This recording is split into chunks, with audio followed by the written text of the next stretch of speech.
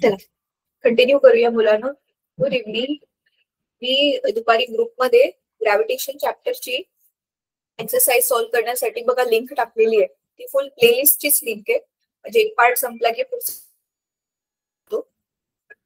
तर ती go through करा आणि ग्रॅव्हिटेशनची एक्सरसाइज सॉल्व्ह करा. आणि काल जो होमवर्क दिलेला छोटासाच होमवर्क होता, आय होप तुम्ही तो केलाय की तो पण नाही केला.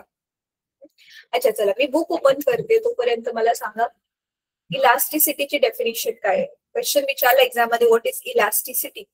कोण सांगेल व्हॉट इज इलास्टिसिटी?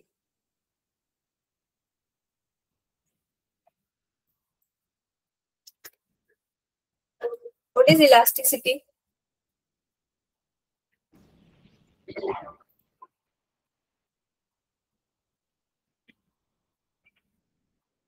एवढा उघड आहे का? पण लिहिलेलं की नाही काल पुस्तकामध्येच आहे ना, पण मार्क पण करून दिलेले मी तुम्हाला. पण ठीक आहे, बघून सांगा, बघून वाचून सांगा कोणीतरी व्हॉट इज इलास्टिसिटी.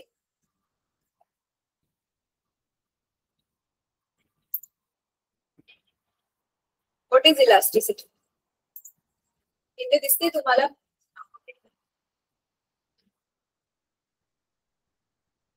इलास्टिसिटी हे बघा, elasticity right. Same way rigidity पण असेल, रिजिडिटीची पण सेम अशी डेफिनेशन असेल इथे कुठेतरी. बर, काल आपण हा टॉपिक स्टार्ट केलेला पण तो पूर्ण नव्हता झाला, तर आज आपण त्याला कंटिन्यू करणार आहोत. तर स्ट्रेस काय आहे आणि स्ट्रेन काय आहे. अच्छा मुलांना मला सांगा, तुम्हाला माझ्या बॅकग्राऊंड मधून काही आवाज येतोय का? नाही मॅम. हो मॅम. नाही येतोय ना, चला बरं. ऍक्च्युली ना माझं घर रस्त्याच्या जवळ आहे ना, तर खालून काय माहिती कोणाच्या लग्नाची वरात चालली आहे की काय, आय डोंट नो. मला तर खूप आवाज येतोय, डिस्टर्ब होतोय, पण ठीक आहे थोड्या वेळात जाईल ती. आपण आपला क्लास कंटिन्यू करूया. चला आता माझ्या बरोबर आता आज काय करणार आहे मुलांना माहितीये, मी जे सांगते आता नीट ऐका सगळेजण जेवढे पण वर्गामध्ये आहेत. तर संगीता मॅमला आणि मला सोडून म्हणजे तुम्ही फक्त स्टुडंट्स 13 जण आहात, ठीक आहे. तर मला आपला क्लास संपल्या ग्रुपमध्ये 13 फोटो दिसले पाहिजे. कसले 13 फोटो? आता मी जे तुम्हाला लिहून देणार आहे ते पटकन बघत बघत लिहायचंय. तर आज ऑनलाईनच मी तुम्हाला जसं जसं लिहायला सांगेल तसं तसं लिहून काढायचंय, कारण मी आता जसं सांगणार आहे तसं बुकमध्ये नाही दिलेलं आहे, ठीक आहे. तर चला, तर टॉपिकचं नाव टाका. मी व्हाईट बोर्ड शेअर करते, तोपर्यंत टॉपिकचं नाव टाका. काल आपण केलेले ना बघा, काल तुम्ही तो तक्ता बनवला असेल ना, एका बाजूला स्ट्रेस आणि एका बाजूला स्ट्रेन, जसं मी काल सांगितले तसं ऑलरेडी बनवलं असेल तर काय प्रॉब्लेम नाहीये. ज्यांनी नाही बनवलं किंवा काल जे ऍबसेंट त्यांच्यासाठी मग मी रिपीट करते.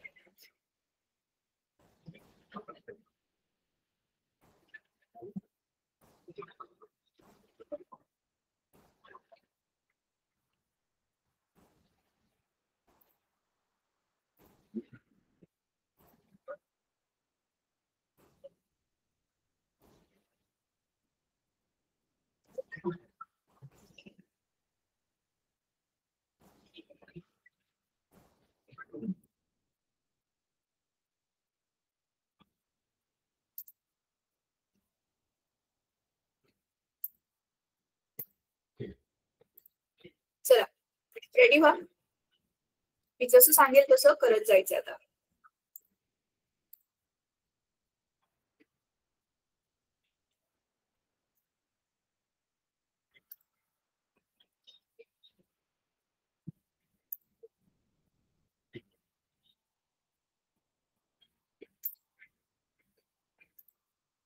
चला, तर काय करायचंय तुम्ही वरती टॉपिकचं नाव टाकले ऑलरेडी, तर वहीला 2 भागामध्ये डिवाइड करा बरोबर असं इक्वली. तर इकडे आपण काय लिहिणार आहे? स्ट्रेस. आणि इकडे काय लिहिणार आहे? स्ट्रेन. त्याच्या खाली स्ट्रेसची आता आपल्याला काय लिहायची? डेफिनेशन. डेफिनेशन म्हणजे त्याची व्याख्या. स्ट्रेस काय असते? तर आता तुम्हाला दाखवण्यासाठी मी फुल लिहिते डेफिनेशन, ठीक आहे. तर इथे पण लिहा डेफिनेशन, याला शॉर्टकट मध्ये आता लिहिते. आणि आता मी जे कॉपी पेस्ट करते ते जसंच्या तसं आता तुम्हाला काय करायचंय? छापायचं. थांबा एक मिनिट. तर स्ट्रेसची जी काल आपण डेफिनेशन बघितलेली होती तीच आपण इथे लिहिणार आहे. The internal restoring force per unit area of a body is called stress. तर हे लिहून काढायचंय तुम्ही. थोडस स्पीड फक्त वाढवा लिहायचं. झालं ही आपली आहे स्ट्रेसची डेफिनेशन. ठीक आहे. स्ट्रेनची पण डेफिनेशन असेल जी आपण नंतर खाली बघणार आहोत, पुस्तकामध्ये खालच्या बाजूला असेल ती पण आपण बघूया. Strain is defined as the ratio of change in dimension of the body to its original dimension. म्हणजे कितीचा चेंज झालाय आणि ओरिजिनल किती होता त्याला म्हणतात स्ट्रेन. आता ते मी तुम्हाला थोड्या वेळात एक्सप्लेन करेलच. आधी हे लिहायचं काम कम्प्लीट करूया.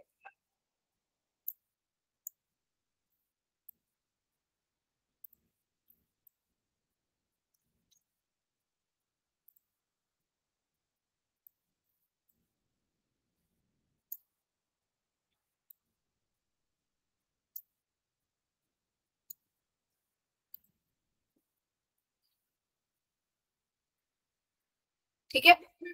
तर स्ट्रेस स्ट्रेनची डेफिनेशन झाली लिहून. आता आपण ह्याच्या खाली काय लिहिणार आहे, ह्यांची सूत्र लिहिणार आहेत. फॉर्म्युला काय आहे आपल्या ह्याचा, स्ट्रेसचा फॉर्म्युला काय आहे पुस्तकामध्ये बघा दिलेला आहे. स्ट्रेस इज इक्वल टू, बघा इथे काय, internal restoring force per unit area. म्हणजे इथे येणार ऍक्च्युली, आता मी शॉर्ट मध्ये लिहिते मुलांनो, internal restoring force upon area. पण आता इंटरनल रिस्टोरिंग फोर्स आपण डायरेक्ट नाही मोजू शकत, म्हणून त्याच्याच ऐवजी आपण काय लिहितोय, deforming force. Deforming force upon area. आता मग फोर्सला आपण नाव दिलं एफ आणि एरियाला नाव दिलं ए. झालं. तर ही झाली आपली स्ट्रेसची डेफिनेशन आणि त्याचा फॉर्म्युला. Simple, right. हा, आता इथे ना एफ आपले तुम्हाला माहिती आहे मुलांनो वेक्टर क्वांटिटी आहे. तर इथे आपण त्या वेक्टर क्वांटिटीचं काय घेतोय, मॅग्निट्यूड. म्हणजे फक्त नंबर मध्ये किती त्याची किंमत आहे तेवढंच घेणार आहे, राईट. डायरेक्शन वगैरे काहीच नाही घेणार आहे. चला तर आता हे कॉपी करा. आणि मग स्ट्रेनची डेफिनेशन काय आहे, स्ट्रेनची डेफिनेशन काय आहे आधी लिहून घ्या, मग मी तुम्हाला हे पण सांगते, त्याचा अर्थ पण सांगते. स्ट्रेनचा काय अर्थ आहे तो पण सांगते. Change in dimension upon original dimension. बस ह्याच्यामध्ये कसं इथे एफ आणि ए लिहिले तसं स्ट्रेनसाठी काही नाहीये सध्या तरी. Strain is equal to change in dimension upon original dimension. ठीक आहे. चला आता हे तुम्हाला एक्सप्लेन करते मुलांना, दोघांचा अर्थ मी व्यवस्थित तुम्हाला एक्सप्लेन करते. लिहून झालं असेल तुमचं तर ठीक आहे, नसेल झालं तर स्क्रीनशॉट घ्या आणि नंतर कॉपी करा. ठीक आहे. तर बघा स्ट्रेसला आधी आपण समजून घेऊया. समजा नीट ऐका मुलांना, एक ना आपली साधी आपली काय आहे, स्टीलची एक वायर आहे. वायर आहे, ती वायर मी अशी अडकवली, स्टीलची वायर मुलांना. तुम्हाला माहितीये ना आपण धातूंच्या वायर बनवू शकतो आणि धातू तन्यता असते त्यांच्यामध्ये, म्हणजे धातू इलास्टिक असतात ते ना तुम्हाला. तर हे ह्या धड्यामध्ये तर अजून तुम्हाला समजेल. तर स्टीलची वायर घेतली मी. तर आता ती काय करते, त्या स्टीलच्या वायरला इथे खाली ना मी वजन बांधलं, खूप सारं वजन जडवालं बांधलं. त्याच्यामुळे आता काय होणार आहे, तर आता हा जो मी डिफॉर्मिंग फोर्स लावलाय तो वजन जे आहे समजा ते एफ फोर्स लावतोय आणि तो समजा 50 न्यूटन आहे. आणि वायरचा जो एरिया आहे, समजा तो एरिया जो आहे तो 1 मिलीमीटर स्क्वेअरचा एरिया आहे. तर ह्याची स्ट्रेस काढली तर आपण स्ट्रेस किती येईल, मग फोर्स अपॉन एरिया. आपण किती फोर्स लावलाय 50 आणि एरिया किती आहे 1 मिलीमीटर स्क्वेअर. हा मुलांनो, पण आता ह्याला आपल्याला काय करावं लागेल, मीटर स्क्वेअर मध्ये कन्वर्ट करावं लागेल. तर मीटर स्क्वेअर मध्ये कन्वर्ट करायला आपल्याला काय करावं लागेल, त्याला 1000 आणि 1000 2 वेळा भागावं लागेल. ते मी तुम्हाला नंतर एक्सप्लेन करेल कसं. पण ओव्हरऑल स्ट्रेस काय आहे समजलं, आपण किती फोर्स लावलाय आणि किती एरियावर फोर्स लावलाय त्याचा भागाकार केला की झालं, आपल्याला स्ट्रेस मिळाली. स्ट्रेस समजले सगळ्यांना? ज्यांना ज्यांना समजले स्ट्रेस काय असते त्यांनी हात वर करा. बघा, इंटरनल रिस्टोरिंग फोर्स जो आहे ना मुलांनो, हा 50 न्यूटन खाली खिचतोय ना, तर हाच 50 न्यूटनच वरती त्याला महागारी आणण्याचा प्रयत्न करणार, तो इंटरनल रिस्टोरिंग फोर्स. म्हणून इंटरनल रिस्टोरिंग फोर्स आपण आतून नाही मोजू शकत, म्हणून बाहेरून आपण किती लावला डिफॉर्मिंग फोर्स तो घेतला. ठीक आहे, इझी. ठीक आहे बेटा, ओके. मी सगळ्यांची हँड बघितली, आता मी हँड डाऊन करते तुमचे. बस मुकेश, प्रथमेश, अमृत ह्या तिघांनाच समजले, बाकीच्यांना? लोतन, निशांत, निशित पठाण, काजल, जयेश, तुम्हा लोकांना नाही समजलं? मी हँड रेज नाही केला. आता स्ट्रेन काय आहे बघा. स्ट्रेन ना मुलांना तुम्हाला एक्झाम्पल सहित मी सांगते. स्ट्रेन म्हणजे काय? Change in dimension. आता हीच वायर इकडे घेऊया. ही अशी वायर आहे. समजा त्या वायरची लांबी आधी किती होती? 1 मीटर. किती लांबी होती? 1 मीटर. 1 मीटर म्हणजे समजा किती होती? 100 सेंटीमीटर. आता आपण जो खाली फोर्स लावला त्याच्यामुळे समजा वायर आता थोडीशी लांबली आणि तिची आता लांबी झाली 102 सेंटीमीटर. कळतंय? म्हणजे 2 सेंटीमीटरने ती लांबली. तर मग आता चेंज इन डायमेन्शन म्हणजे काय? वायरीची ओरिजिनल लांबी किती होती आणि आता किती, त्याच्यामधला फरक. म्हणजे 102 नवीन लांबी भागिले आधीची लांबी, राईट? त्याला वजा करणार आणि ओरिजिनल किती होती? 100. तर हे 2/100 ही झाली आपली स्ट्रेन. कळते? कळते? इझी? हो नाही, काहीतरी बोला मुलांना. Yes ma'am. तर आता हे स्ट्रेस काय असतं आणि स्ट्रेन काय असतं हे तुम्हाला कळलं. अच्छा, आता बघूया कोण उत्तर देते. हा, मी सगळ्यांची हँड खाली करते. ज्यांना उत्तर द्यायचं असेल त्यांनी परत एकदा हँड रेज करा. आता आपण याला ह्यांची एकक शोधायचे. एकक म्हणजे काय? जसं मास आपण किलोग्राम मध्ये लिहितोय, लेंथ मीटर मध्ये लिहितोय, तसं स्ट्रेसचं युनिट काय असेल सांगा बरं. फॉर्म्युलावरून तुम्ही स्वतःच युनिट बनवू शकता. न्यूमरेटर मध्ये फोर्स आहे, डिनॉमिनेटर मध्ये एरिया आहे. पण स्ट्रेसचं युनिट काय बनेल? काय युनिट बनेल स्ट्रेसचं? फोर्स अपॉन एरिया, दोघांचे युनिट्सला डिवाइड करा ना, मग काय युनिट बनेल?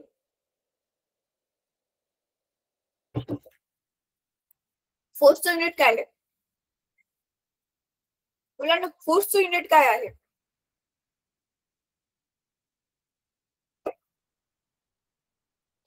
अरे फोर्सचं युनिट पण माहिती नाही का? फोर्स आपण कशामध्ये मोजतो?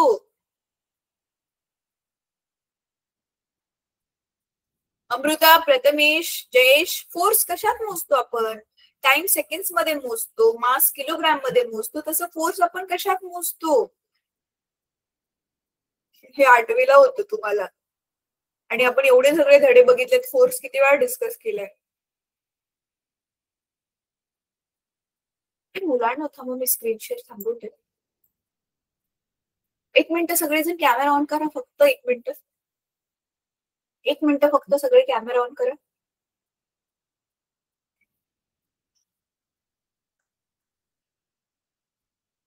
हा, अमृता एकटीच दिसते मला,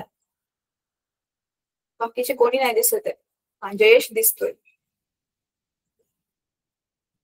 बाकीच्यांनी सगळ्यांनी कॅमेरा ऑन करा. फक्त 1 मिनिटासाठी. 1 मिनिटापेक्षा पण कमी ऍक्च्युली, काही सेकंडसाठीच. हा, मला सांगा मुलांना, फोर्सचं युनिट आठवत नाहीये तुम्हाला? अनम्यूट करून सांगा फोर्सचं युनिट. हे बघा, आपला क्लास रेकॉर्ड होतो आणि युट्यूबवर जातो. जे जे युट्यूबचे व्हिडिओ बघतील ते सगळे तुम्हाला बघतात.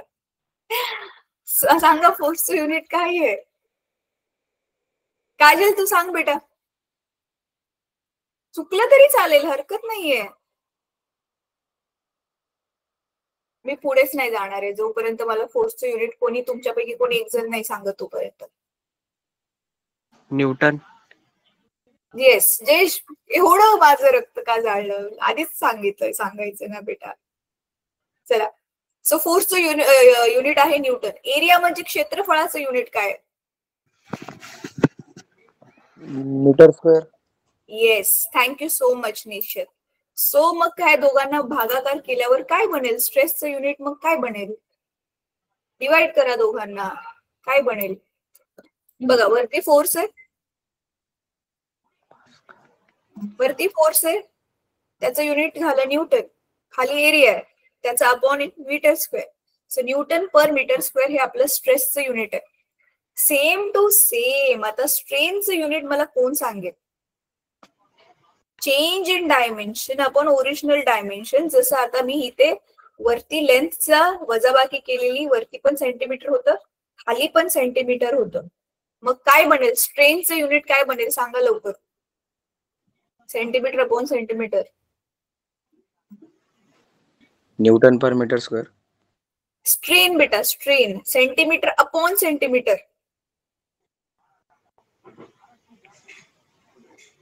mm. हा जयेश, चुकलं तर सांगे चालेल. जयेश बोल, परत एकदा बोल. Centimetre square. mm. नाही, अरे सेम टू सेम युनिटचा भागाकार आहे ना. सेंटीमीटर सेंटीमीटर कट होणार, म्हणून स्ट्रेनला युनिट नाहीये. Strain is unitless quantity because it is ratio of similar physical quantities. वरती पण डायमेन्शन आहे, खाली सुद्धा डायमेन्शन आहे. सेम सेम राशींचा भागाकार आहे, मग कट होणार ना ते. जसं 2/2 बेग कबे बेग कबे कट झालं, तसं इथे स्ट्रेनला युनिट नाहीये. चला आता मग हे तुम्ही इथपर्यंत कॉपी जे केलेलं होतं ना, आता स्ट्रेसच्या खाली लिहा. हे न्यूटन स्ट्रेसच्या खाली तुम्ही स्ट्रेसचा फॉर्म्युला लिहिला ना F/A, त्याच्या खाली लिहा it has unit Newton per metre square. चला काय लिहिणार इथे त्याच्या खाली, किंवा असं लिहा it's SI unit Newton per metre square. आणि इथे लिहायचं, त्याला स्टार करून हवं तर लिहा strain has no unit. Strain has no unit, ह्याला डबल अंडरलाईन करा, कारण इथे लिहा as it is ratio of similar quantities.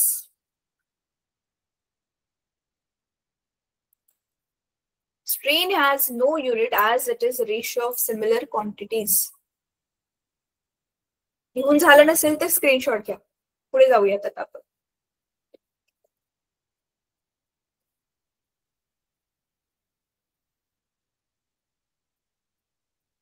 चला आता पुढे. हे पेज तुमचं भरलं असेल तर परत पुढच्या पेजवर काय करायचं, आता नेक्स्ट टॉपिक टाका. अच्छा ठीक आहे, थांबा, मला इरेज करायची गरज नाही, मी डायरेक्ट वरती पेज शिफ्ट करते. आता हे तुमचं नवीन पेज आहे. इथे काय करायचंय, परत हे दोन, अच्छा आधी नवीन टॉपिक टाका मुलांना. नवीन टॉपिकचं नाव टाइप्स. हे नवीन नाव टाकलं. परत आता ह्या पेजला 2 भागांमध्ये वाटा. तर आता ह्या दोघांचा पण पहिला टाइप इथे येणार टेन्साईल स्ट्रेस, आणि इथे येणार tensile strain. Tensile stress, tensile strain दोन्ही पण खूप इझी आहे. टेन्साईल, टेन्स म्हणजे काय करतो आपण, ताण देतोय. कशावर ताण देतोय, एखाद्या सॉलिड वस्तूवरती. सॉलिड्स बद्दलच बोलतोय ना आपण. मग त्याच्यामुळे त्याच्या ज्या लांबीमध्ये जो बदल होतो ना मुलांना, परत ऐका, फक्त लांबी मधला बदल. तर लांबी मधला बदल आपण कसा मोजतो, ह्या टेन्साईल स्ट्रेसच्या स्वरूपामध्ये मोजतो. तर चला आता एक एक आपण बघूयात. आता टेन्साईल स्ट्रेसचा काय फॉर्म्युला आहे. टेन्साईल स्ट्रेस मध्ये आता तुम्ही काय लिहिणार आहे? टेन्साईल स्ट्रेस मध्ये बघा, मी मुलांनो पुस्तक तुमचं ओपन करा. मी इथे कॉपी पेस्ट करते म्हणजे माझं पटकन होतंय, बट तुम्ही हवं तर पुस्तकामध्ये मार्किंग करून घ्या आणि नंतर तुम्ही कॉपी पेस्ट म्हणजे नोटबुक मध्ये तुम्ही लिहा. आता टेन्साईल स्ट्रेस साठी तुमच्या पुस्तकामध्ये थांबा, मी कॉपी करते.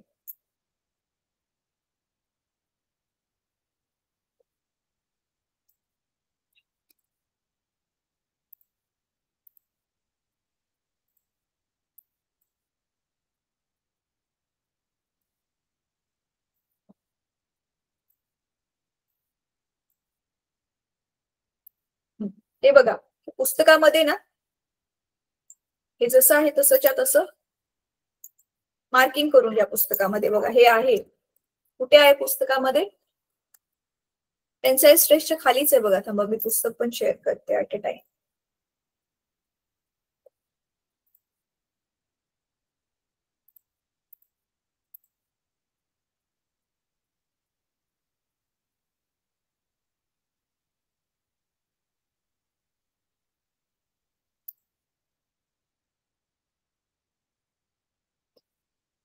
हे बघा, हे वाला, हा हे मी मार्क केले नाही, ऍज इट इज मार्किंग करून घ्या किंवा नंतर कॉपी करा त्याला.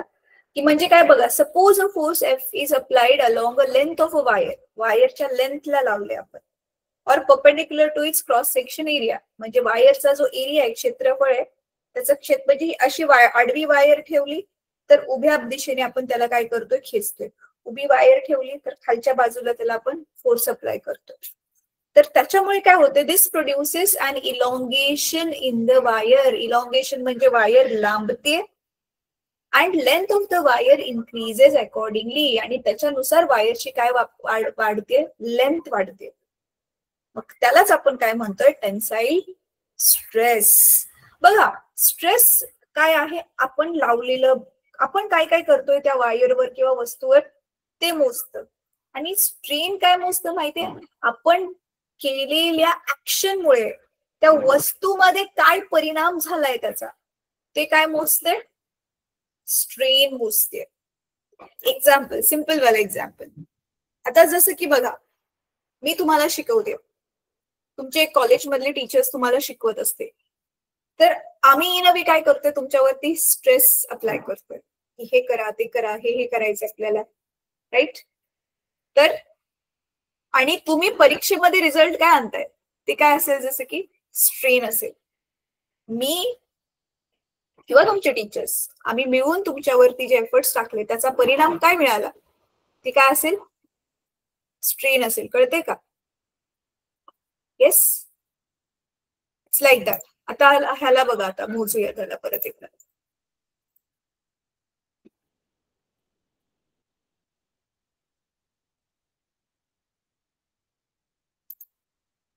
सो टेन्साईल स्ट्रेसचं काय, मग हे कॉपी करून झालं, हा फॉर्म्युला पण त्याच्या खाली लिहा.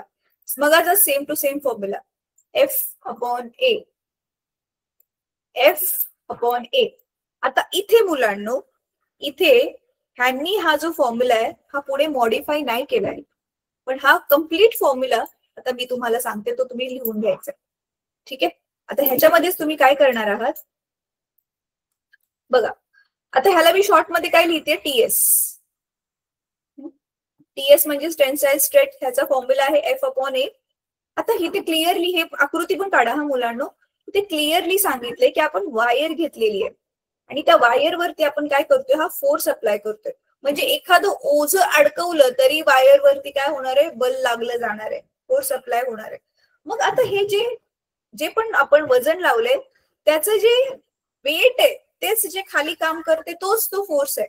म्हणून इथे एमच्या ऐवजी तुम्ही काय, एफच्या ऐवजी काय लिहिणार, एमजी, राईट. आणि वायर अशी गोल असते ना, आपण कट केली तर, मग ह्या वायरचा एरिया, पूर्ण हिची लेंथ नाही म्हणत आहे, एरिया, हा छोटासा जो गोल आहे वायरचा, तो एरिया कसा काढणार आहे, ते सर्कल आहे, राईट. त्या सर्कलचा एरियाचं सूत्र पाय आर स्क्वेअर. तर हे आहे आपलं कम्प्लीट फॉर्म्युला, काय, MG upon pi R square.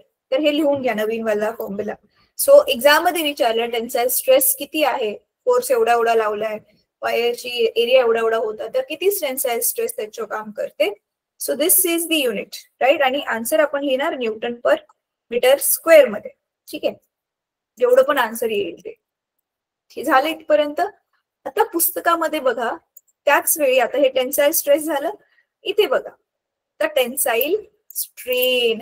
आता इथे काय होतं, चेंज इन डायमेन्शन. स्ट्रेनचं इन जनरल फॉर्म्युला काय होता, change in dimension upon original dimension. आता इथे कुठलं डायमेन्शन बदलतंय, इथे फक्त वायरची आपण लेंथ बद्दल डिस्कस करतोय मुलांनो. म्हणून बघा लेंथ कितीने बदलली म्हणजे delta L upon original length किती होती. चेंज आपण नेहमी डेल्टाने दाखवतोय, तुम्हाला ऑलरेडी माहिती, राईट. बघा आता इथे काय कोणतं कॉपी करणार आहे तुम्ही. आता बघा टेन्साईल स्ट्रेनलाच अजून एक नाव आहे, काय, लॉन्जिट्युडिनल स्ट्रेन और लिनियर स्ट्रेन. लिनियर म्हणजे काय, लाईन, वायरची लाईन आहे त्याच्यामध्ये किती चेंज होतोय, राईट. हे बघा इथे पण दिलेलं असेल, नाही दिलं इथे, बरं ठीक आहे सोडून द्या, इथेच फक्त आहे ते. सो लॉन्जिट्युडिनल स्ट्रेन किंवा लिनियर स्ट्रेन पण याला म्हणतात. ठीक आहे, तर आता बघा काय दिले, if L is the original length and delta is the change in the length, मग दिस इज द फॉर्म्युला. तर आता काय करणार आहे तुम्ही, हे एवढं इथून ते ह्या फॉर्म्युला पर्यंत ह्याला कॉपी करायचंय. म्हणजे हे हा दुसरा पॅरेग्राफ फुल आणि हा टेन्साईल स्ट्रेनचा फॉर्म्युला. ह्याचं मी तुम्हाला ऑलरेडी मुलांना करून दाखवलं नाही मगाशी. लेंथ कितीने वाढलेली, 2 ने, म्हणून ते 102 मायनस 100 अपॉन 100 तसं करून आपण काय काढली मगाशी, टेन्साईल स्ट्रेनच काढलेली, कॅल्क्युलेट केलेली मगाशी. ठीक आहे, म्हणजे कळतंय strain, it can be tensile strain, it can be volume strain, हे पुढे आपण बघणार आहोत, किंवा दुसऱ्या प्रकारचे असू शकते.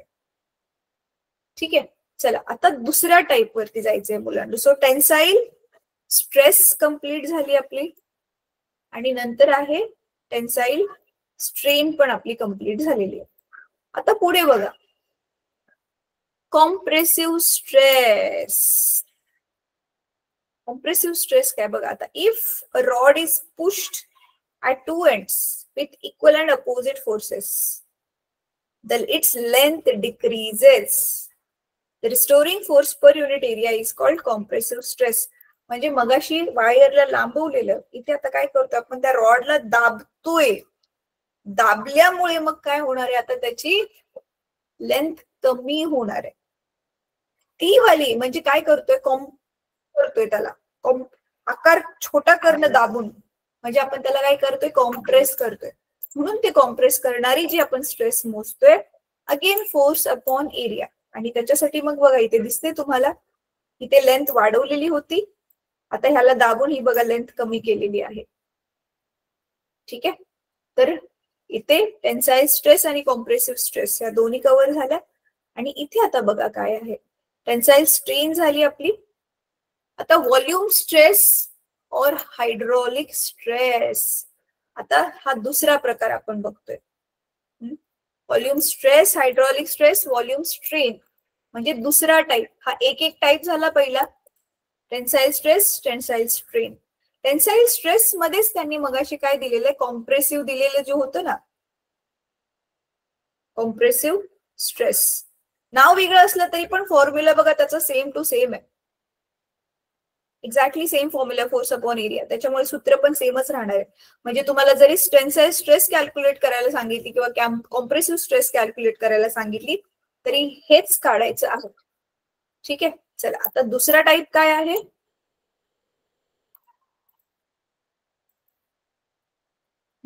दुसरा टाईप, सेकंड टाईप काय आहे मुलांना, व्हॉल्यूम स्ट्रेस.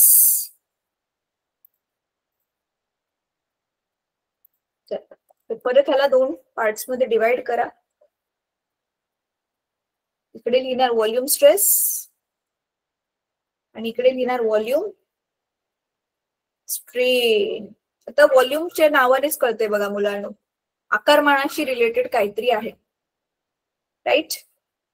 नीट बघा आता पुस्तकामध्ये काय होतं. आता व्हॉल्यूम स्ट्रेस मध्ये, if F bar be a force acting perpendicular to the entire surface of the body, full surface, It acts normally and uniformly all over the surface area A of the body. Such a stress which produces change in size but no change in shape is called volume stress. Again formula same आहे. Volume stress produces change in size without change in shape of the body is called hydraulic or hydrostatic volume stress as shown in figure 6.2. 6.2 बघा हे दिसतंय. हे आपल्याकडे समजा हा रबरचा ball आहे मुलांनो. छोटा रबरचा बॉल खेळताना भेटतो बघा. त्याला तुम्ही सगळ्या बाजूने एकसारखं बल लावलं तर रबरचा बॉल काय होईल, असा छोटा होईल. आपल्याकडे असं सेम बेस्ट एक्झाम्पल आपण हे घेऊ शकतो. आपला इरेजर आहे. इरेजरच्या जेवढ्या पण सगळ्या सरफेस आहेत इकडून इकडून चारी बाजूने इरेजरला आपण काय केलं, दाबलं एक समान बल लावून, तर त्याचा आकार काय होईल, छोटा होईल. एक सेकंड. कोणीतरी हँड रेज केला. येस, दरेश पाटील नावाने कोणी जॉईन केले, त्यांनी हँड रेज केलाय. काय बोलायचंय का? अच्छा, मे बी चुकून केला असेल. तर ह्याच्यामध्ये काय होतंय मुलांनो, वस्तूचा आकार सेम टू सेम राहतोय. म्हणजे गोल वस्तू गोलच राहते, चौकोनी वस्तू चौकोनीच राहते, पण काय होते तिची शेप तोच राहतोय, साईज चेंज झाली. कळते? तुम्ही हे बघितलं असेल ना कशामध्ये, कार्टून मध्ये वगैरे असं बघितलं असेल बघा. एक जस्ट फनी जोक म्हणून जे दाखवतात की एक मोठा माणूस आहे, त्याला वरती हातोड्याने असं ठक ठक ठोकलं आणि तो छोटा माणूस झाला. बघितलंय? काइंड ऑफ तसंच काहीतरी. रिअल मध्ये तसं होत नाही, बट ते मी जस्ट एक्झाम्पल म्हणून सांगते. तर काय चाललेलं इथे, व्हॉल्यूम म्हणजे आकारमान. वस्तूचं आकारमान बदलते, बट तिचं जी शेप होता, आकारमान बदलतोय पण आकार तोच राहतो. शेप तसाच राहतो. तर आता बघा,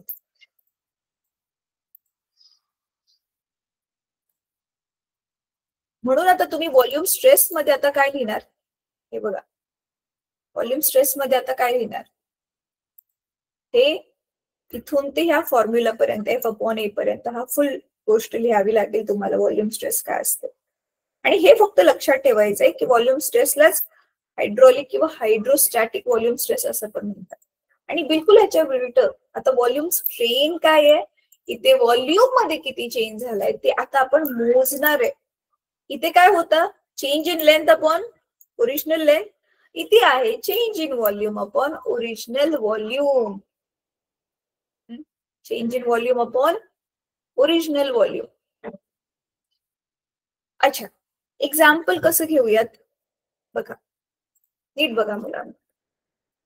इथे तर हा डायरेक्टली फॉर्म्युला होता F/A, काही चेंजेस नाही केलंय त्याच्यामध्ये, राईट. हा फॉर्म्युला कशासाठी होता आपला, व्हॉल्यूम स्ट्रेस साठी. आता स्ट्रेन साठी मात्र आपण काय करतोय बघा, नीट बघा. हा आपला काय आहे, रबर आहे समजा, असा चौकोनी आकाराचा. हा काय आहे आपला, रबर आहे. समजा ह्याची ना एक, आता हा क्यूब आहे. क्यूब म्हणजे चौरस आकाराचा आहे. तर सगळ्या बाजूची जर समजा लांबी किती होती, 2 मीटर मानूयात, एक्झाम्पल घेतोय आपण. तर मग ह्याची व्हॉल्यूम काय होईल मुलांनो, V1 म्हणजे त्याची ओरिजिनल व्हॉल्यूम काय होईल. कशी काढतात ह्याची व्हॉल्यूम, कशी काढतात, side into side into side. क्यूबची व्हॉल्यूम, चौरसाचे जे आकारमान काढायचं असेल तर काय येणार, त्याची लेंथ गुणिले लेंथ गुणिले लेंथ, राईट. म्हणजे 2 इंटू 2 इंटू 2. आन्सर किती आलं, 8 मीटर क्यूब. आता समजा आपण त्याच्यावरती बल लावलं, इकडून इकडून इकडून इकडून, सेम टू सेम बल लावलं. त्याच्यामुळे काय झालं आता, हा तुमचा जो चौरस आहे असा समजा झाला छोटा. आणि आता एवढा छोटा फिट व्हावं म्हणून मी दाखवलं, एवढा छोटा नाही होणार, एक्झाम्पल म्हणून जस्ट तुम्हाला शो केलंय.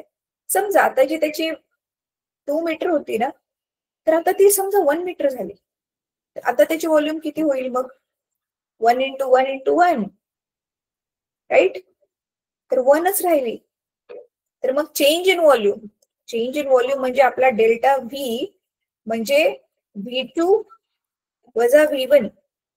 तर 1 वजा 2 उत्तर किती आलं? -1. वजा का आलं उत्तर? वजा साइन दाखवते की आधी जास्त होती त्याची व्हॉल्यूम आणि आता कमी झाली आहे. घट गया है उसका कीमत, इसके लिए माइनस साइन आ रहा है.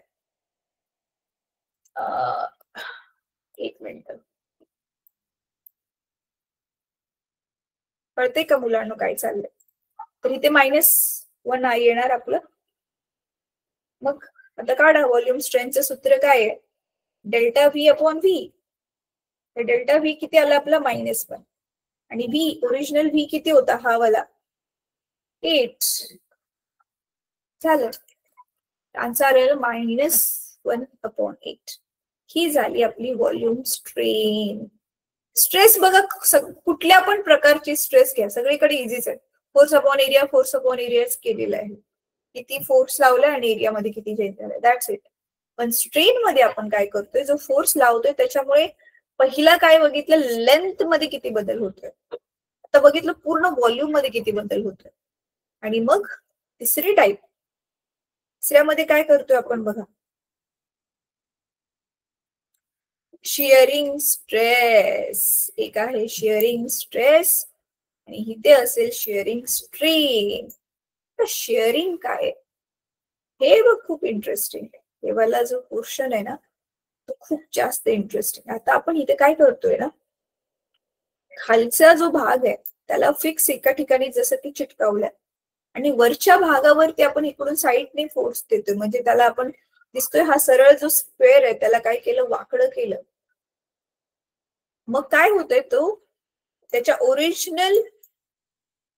ओरिजिनल जो बिंदू आहे त्याच्यापासून बघा, समजा तो थीटा अँगलने शिफ्ट झाला बिंदू. म्हणजे हा जो इथे डी आहे तो इथे येईल D' म्हणून समजा तो शिफ्ट झाला. किती अँगलने शिफ्ट झाला? थीटा अँगलने शिफ्ट झाला. अशा प्रकारचे जे स्ट्रेस असते त्याला म्हणतो आपण शिअरिंग स्ट्रेस. किंवा त्याला बघा, शिअरिंग स्ट्रेस मध्ये टॅन्जेन्शियल फोर्स, आपण वरच्या बाजूने फोर्स लावतो ना. कळते मुलांना? आपण काय करतोय, खालचा जो भाग आहे, कसं एक्सप्लेन करू तुम्हाला? बरं ठीक आहे, चला. समजा आता ही माझ्याकडे वस्तू आहे, शोधी ठेवली मी. तर खालचा भाग फिक्स आहे, पकडून ठेवलाय मी, आणि वरच्या भागाला मी फोर्स लावते. आता हा तर पेपर आहे, पण हा रबर असेल तर हा वरचा भाग साईडला जाईल. म्हणजे खालचा भाग तसाच फिक्स राहतोय आणि वरचा भाग शिफ्ट होतोय. तर खालच्या भागाच्या तुलनेत तो किती अँगलने शिफ्ट होतोय, तर त्याला ज्यावेळी आपण मोजतोय तर तीच आहे आपली शिअरिंग स्ट्रेस. म्हणून बघा आता मग शिअरिंग स्ट्रेसचं इथे काय सूत्र दिलेलं आहे की फोर्स आपण किती लावला आणि एरियामध्ये किती, तेच टॅन्जेन्शियल फोर्स किती लावलाय भागिले एरिया. म्हटलं ना, स्ट्रेस मध्ये सगळीकडे फॉर्म्युला एकच आहे, आपण किती फोर्स लावला किती एरियावर लावला, बस. फोर्स अपॉन एरिया सगळीकडे तेच आहे स्ट्रेसच्या बाबतीत. आता इथे बघा पुढचा पार्ट खूप इंटरेस्टिंग आहे. इथे थीटा एवढं काय झालंय, डिस्प्लेसमेंट झाले. डी बिंदू पुढे कितीने सरकलाय? थीटा अँगलने सरकलाय. सेम वे सी बिंदू पण थीटा अँगलने पुढे सरकलेला आहे. आता पुढे काय? तर बघा, मग आपण तो सरकलेला जो आहे त्याला शिअरिंग स्ट्रेनच्या फॉर्म मध्ये मेजर करतोय. म्हणजे आता आपण काय करतोय, किती शिफ्ट झाले बघा मुलांना, किती शिफ्ट झाले. म्हणजे इथून ते इथपर्यंत ही जे दिसते डेल्टा एल, किती लेंथने तो शिफ्ट झाला. म्हणून delta L upon capital L म्हणजे किती लांबीने शिफ्ट झालाय भागिले ओरिजिनल लांबी किती आहे. तर त्यालाच आपण काय म्हणतो इथे मग टॅन थीटा. कसं काय बघा ना, हा आपला काय बनला, काटकोन त्रिकोण बनला ना, हा डी इथला 90 डिग्री बनला आपलं. मग टॅनचं काय सूत्र आहे हे बघा, थीटाच्या opposite side upon adjacent side, समोरील बाजू भागिले लगतची बाजू. तेच तर आलं ना बघा, समोरील बाजू डेल्टा एल, लगतची बाजू एल. मग काय झालं, ह्याचं आन्सर आलं टॅन थीटा. आता हा जो मुलांना जी शिफ्ट झाली आहे ना, ही जेवढा लेंथने ती शिफ्ट झाली आहे, ती लेंथ खूप खूप खूप छोटी आहे. म्हणून आपला थीटा पण खूप छोटा असेल. मग ज्यावेळी थीटा ऑलमोस्ट आपला छोटा आहे, तर टॅन थीटा आणि थीटा दोघांची किंमत अप्रॉक्सिमेटली सेम होऊन जाते. तेच इथे दिले बघा, relative displacement delta L is very small. मग त्यावेळी टॅन थीटाच आपलं काय थीटा. मग अशा प्रकारे मग आपल्याला इथे 3 फॉर्म्युलाज मिळाले. कशामध्ये? ह्या स्ट्रेन मध्ये, व्हॉल्यूम स्ट्रेन मध्ये आपल्याला पहिला फॉर्म्युला काय मिळालेला होता? Delta L upon L. दुसरा फॉर्म्युला काय मिळालेला होता? Delta V upon V. हा टेन्साइल स्ट्रेन, हा व्हॉल्यूम स्ट्रेन. आता तिसरा फॉर्म्युला आपल्याला काय मिळालेला आहे? काय होतंय तिसऱ्या फॉर्म्युल्यामध्ये? काय होतंय बघा इथे. हा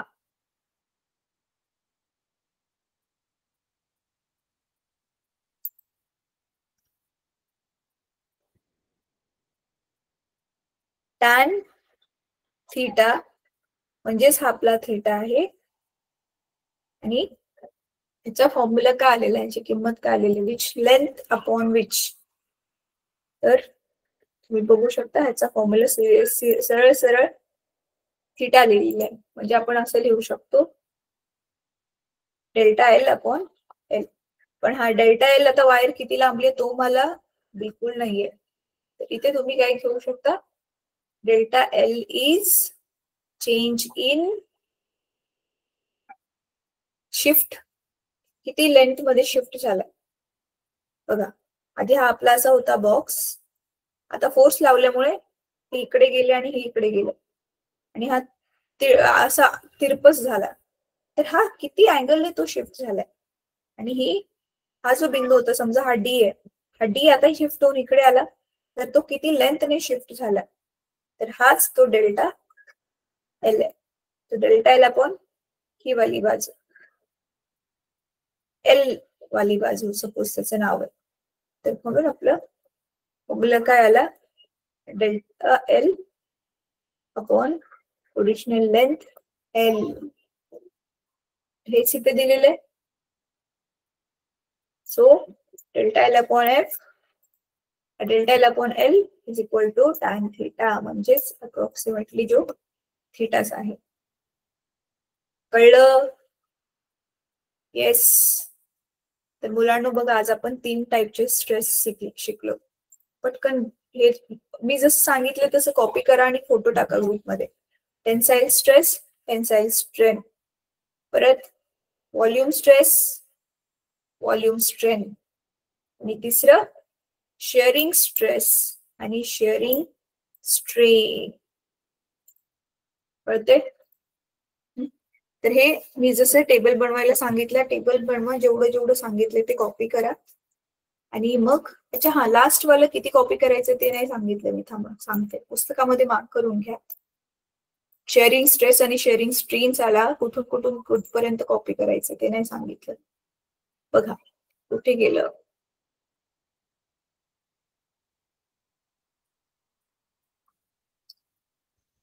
हे इथून ते इथपर्यंतच कॉपी करा.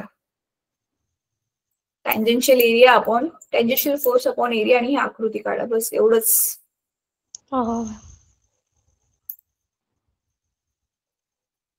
मॅम बस 1 सेकंड. सेम वे काय करायचं इथे? शेअरिंग स्ट्रेसला ऍज इट इज पूर्ण इथे कॉपी करा. ठीक आहे? तर हा एवढा तुमचा आजचा होमवर्क आहे. चला, तर आजचा क्लास इथे थांबूयात मुलांनो. उद्या बहुतेक पिरियड नसेल आपला, डायरेक्ट आता परवा दिवशी असेल. सो तुम्हाला काय करायचं आहे, हा आजचा होमवर्कचा फोटो आजच टाकायचा आहे. लिहायला मॅक्सिमम 10 मिनिटं लागतील. पटपट कॉपी करा, फोटो टाका. आणि उद्या बघा क्लास नाहीये, तर प्लीज ग्रॅव्हिटेशनचा होमवर्क करा, आणि परवा दिवशीपर्यंत ग्रॅव्हिटेशनच्या एक्सरसाइज मधले डाऊट मला विचारून घ्या. ठीक आहे? चला, आजचा क्लास इथे संपूयात. थँक्यू सो मच जॉईन केल्याबद्दल. आज थांबा, शिकवलेलं कोणाकोणाला समजलं? तसं तर इझी टॉपिक होतं, तरी पण हँड रेज करा.